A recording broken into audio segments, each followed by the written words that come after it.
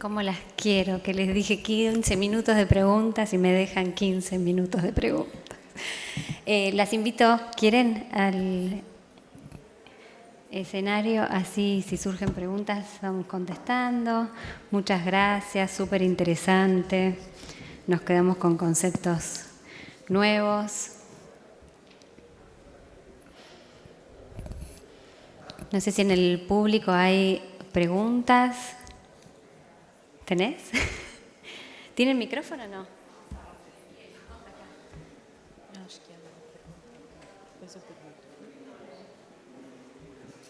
Muchas gracias. Bueno, ante todo, felicitaciones a las colegas, compañeras queridas y bueno, buenas tardes a todo el auditorio.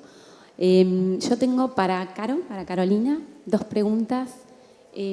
Por ahí la primera es que nos comentes, cuando hablas de suplementos nutricionales, ¿cómo los administrás en tiempo y dosis?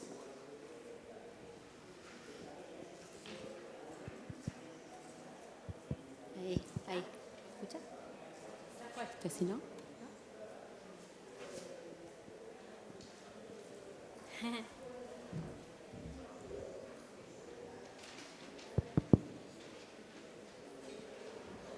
Bueno, un poco como les decíamos. Más fuerte, a ver. Más cerquita, ¿Ahí? Caro. ¿Más cerquita? Ah, bien. Lo que habitualmente hacemos en la práctica clínica es usar suplementos nutricionales que tienen hidroximetilbutirato. Más cerca. ¿Más cerca? Sí, Ay, porque sí. no se Bien. escucha. Utilizamos suplementos que no vamos a mencionar la marca, pero que tienen hidroximetilbutirato con dosis que intentamos alcanzar los 3 gramos al día de leucina. Generalmente los uso fraccionados en 2 dosis o en 3 dosis. Todo depende en realidad de la sintomatología del paciente. Hay suplementos que nos permiten, quizás no alcanzamos en la primera instancia a la dosis plena, pero lo hacemos en progresión para justamente que la osmolaridad del producto no nos genere síntomas. Intento justamente cuando ya empiezan con la actividad física, lo que se ha visto y se ha reportado es que tiene la mayor acción anabólica inmediatamente post actividad física. Pero en realidad lo que principalmente hacemos es alejado de las comidas para evitar la saciedad y dependiendo del paciente a veces lo usamos como una colación nocturna o no, dependiendo de si tiene síntomas nocturnos el paciente. La idea es que el paciente adhiera de la mejor manera, entonces lo vamos acompañando de manera muy gradual para que no deje el suplemento. Lo principal que siempre le atribuyen al suplemento son los efectos osmolares, entonces lo dejan, aumentan la sintomatología. Bueno, la idea es que justamente ellos adhieran. ¿Esa era la pregunta, Mari? Sí, porque también acá hablábamos en qué momento, ¿no? Es el más adecuado. Y la segunda, cuando hablaste de nutrientes críticos, creo que es también la gran pregunta, es ¿en qué momento es conveniente dosarlos, ¿no? ¿En qué momento de estadio del paciente? No sé si me explico. Sí. Bueno, ahí un poco lo que mencionaba también Gaby. Cuando hacemos, por ejemplo, el dosaje de zinc, no es una técnica que hagamos un dosaje tan habitualmente.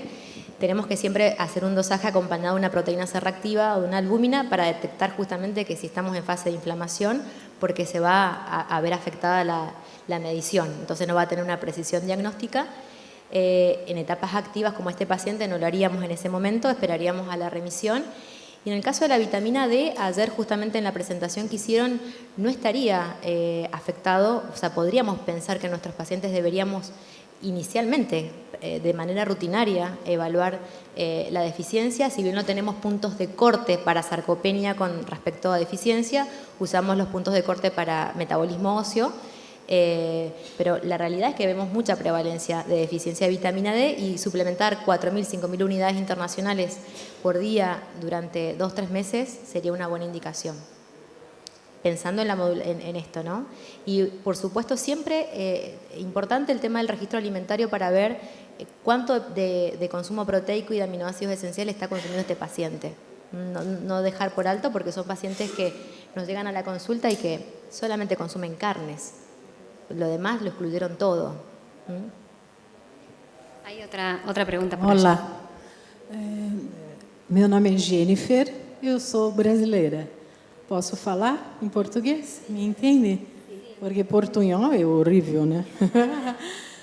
Muito bem. Eu trabalho em São Paulo, num ambulatório de atendimento nutricional a pacientes com doença inflamatória. trouxemos um trabalho de levantamento qualitativo da quantidade de proteínas que nossos pacientes consomem.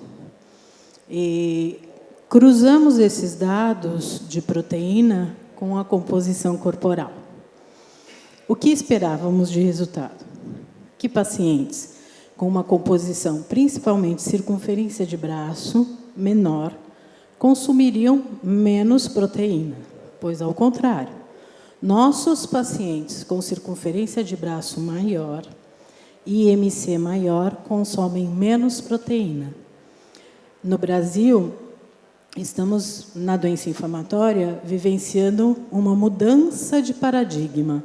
Estamos saindo da desnutrição, nossos pacientes chegam para nós em sobrepeso, e esse dado depois nos levou a pesquisar mais. E aí nós avaliamos alto consumo de lipídios e açúcares e baixo consumo de proteína, mesmo nos pacientes com sobrepeso. Todo mundo me entendeu? Graças. Ok. Vocês enxergam isso aqui também nas suas consultas, essa mudança de paradigma e esse baixo consumo de proteína? Muitas vezes não chegam a 1 grama de proteína por quilograma de peso, não alcançam, né? E, no meu simples entendimento, proteína é extremamente importante, como você acabou de falar, em todo esse momento, né, da questão imunológica e tudo isso. Eu gostaria de saber como que é aqui, né, com vocês.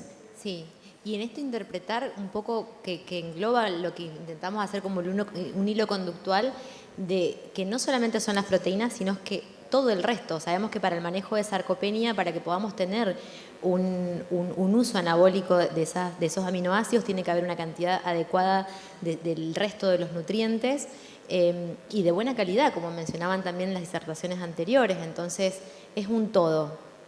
Pero no está ajeno, yo creo que un poco, también vos lo puedes decir, la prevalencia de obesidad es igual y lineal que para el resto de la población, nada más que son pacientes con inflamatorias. Sí, es justamente eso, la prevalencia es similar a la que encontramos en la población general y muchas veces los déficits son comunes. En la población general es bajo el consumo de frutas, de verduras, de fibra, y en nuestros pacientes con inflamatoria pasa lo mismo, y la educación alimentaria nutricional es importante tanto en unos como en otros, tal vez con objetivos diferentes, pero la educación alimentaria es fundamental, sobre todo en la remisión. Creo que lo más grave es que estos son pacientes que, a diferencia del paciente con obesidad o sobrepeso, se someten a una situación de injuria o de estrés catabólica en determinados momentos, que quizás el resto no. Entonces ahí es donde se pone y se interpone aún más las carencias en la evolución de su enfermedad. Un comentario también en relación a lo que decías. Sí estamos viendo mucho en pacientes jóvenes, sí, también que están dejando de comer carnes, y nos pasa cada vez más en el ámbito hospitalario, que era raro de ver por las características del hospital, gente que elige comer cada vez menos carne roja, y después se muda a una alimentación, aunque sea ovo-lacto vegetariana. Y eso también por ahí puede tener un impacto, que no hay estudios, no está todavía nada dicho de eso, pero es algo que empezamos a ver. Entonces se dan dos cosas: el cambio en la alimentación, con alimentaciones ricas en harinas y bajas en vegetales y frutas, y a la vez poca carne también. Yo tengo una pregunta. Paola Roda, de Hospital Universitario San Ignacio, en Colombia. Yo hago parte de la unidad de manejo de clínica de excelencia de enfermedad inflamatoria en el hospital. En nuestra consulta está la nutricionista y está el gastroenterólogo, y le hacemos como todo la valoración al paciente. Y siempre me ha quedado la duda sobre el manejo de la indicación del manejo de fibra, tanto en el paciente con enfermedad activa, que no es para hospitalizar, sino que el paciente está activo, ambulatorio, versus el paciente está en remisión tanto en colitis ulcerativa como en enfermedad crónica, con el manejo de la fibra. porque algunos tienen resistencia al manejo de la fibra, otros dicen, no, pues estoy con diarrea, voy a comer menos fibra. O sea, es bastante variable tanto la percepción del paciente como nuestra percepción en las indicaciones de este componente en la dieta. ¿Cómo manejan ustedes tanto pues, la fibra en activo e inactivo o en revisión? Sí, no escuché del todo bien, pero sí creo que sé a dónde apuntás. La realidad es que nosotros manejamos poca cantidad de fibra en el momento agudo, en el momento hospitalario, en el momento en que el paciente está con deposiciones con sangre. Creo que el punto de corte de decir, bueno, empezamos acá es el tema del sangrado y las deposiciones abundantes con sangre y con moco. Cuando el paciente empieza a mejorar, empieza a tener mejor consistencia de las deposiciones y desaparece el sangrado masivo, por decirlo de algún modo, solamente puede haber o hilos de sangre o nada de sangre, y ahí empezamos de a poquito a ofrecer fibra.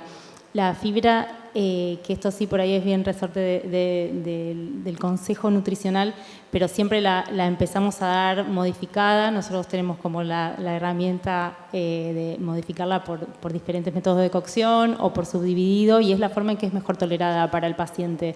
La realidad es que en cuanto el paciente mejora, la idea es empezar a aportar esa fibra. Por un lado también se sabe, por ahí surge en la clase siguiente, así que no quiero pisar, pero bueno, la capacidad fermentativa de la fibra en el momento agudo, en el momento inflamatorio, es muy baja, entonces no tiene mayor sentido dar la fibra en ese momento esperando que se genere el butirato y todo lo demás, sino que eso con el paso de los días va a ser una mejor idea y va a facilitar la tolerancia del paciente y la ingesta del paciente, ¿sí? Bueno, yo la última para que Coti no se enoje, para tener bien. Un poco contestando la pregunta que hacía ella, también hay que ver, y juntando lo que decía Gabriela, esto con las nuevas generaciones y el dejo de comer carne, también el hábito alimentario allá en Brasil es diferente. Nosotros predominantemente en nuestra comida, si no tenemos carne de cualquier tipo o en las viejas generaciones, era como que no estaba formado el plato, ¿no? Eso también tiene que ver con la diferencia de la evaluación de la ingesta que ustedes hacían.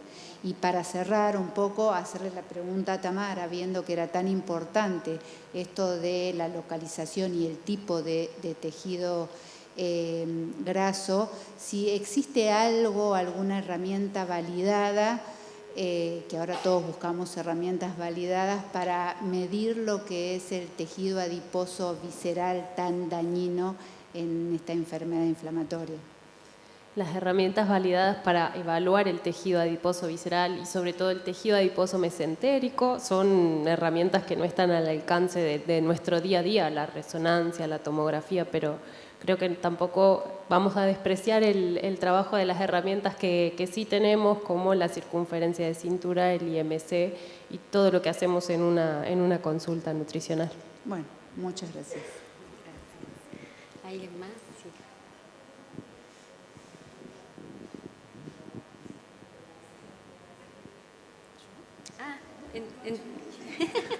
También entendí que había pregunta. ¿Alguien más? ¿No? Acá, mira.